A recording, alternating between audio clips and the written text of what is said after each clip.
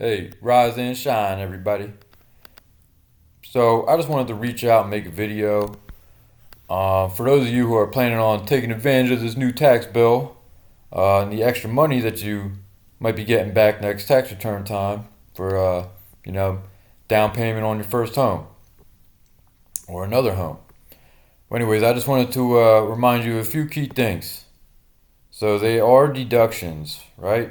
Got the tax bill up, got the section no tax on overtime, section 70202, congress.gov. Anyways, so the deductions and they're capped at 12,500, no tax on overtime. Now, if you claim all 12,500, that's going to get you 2750 back. Nice chunk of change. You only need 3% down, so you do that for a year, maybe 2 years, 3 years.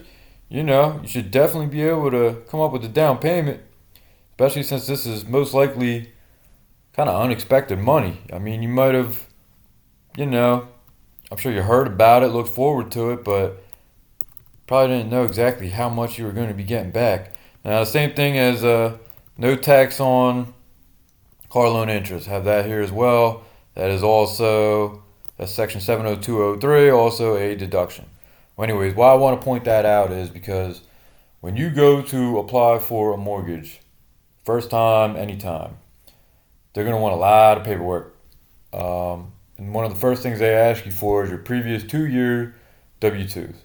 So if you apply in the spring of 26, they're going to want 20 W-2s from 2024, 2025. Some of them will average out your income from those two. Some of them will take your most recent. But typically, the ballpark number is they'll approve you for 3 times that amount in recent years. Now, if you go back prior to the recession in 2008, they were approving people for 4 or 5 times that amount, which, was part of what led to the recession. People couldn't afford them.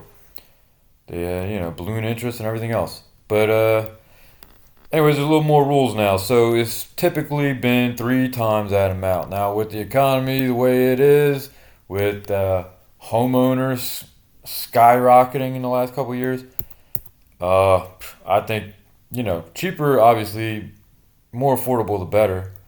I always kind of felt if you're 2 times one person's income, you're in a really good place. Under 2.5 times your yearly income, you're usually pretty good.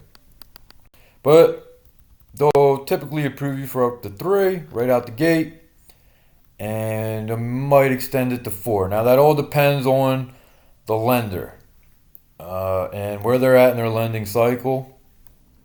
So, anyways, back to deductions. So, like I said, some of them will go by your income off your W-2s. Now, they're all going to also want your previous year income tax return. And they're going to look at your AGI, adjusted gross income. So what that means is if you make $80,000 this year and you claim all 12,500, now your AGI is 67.5.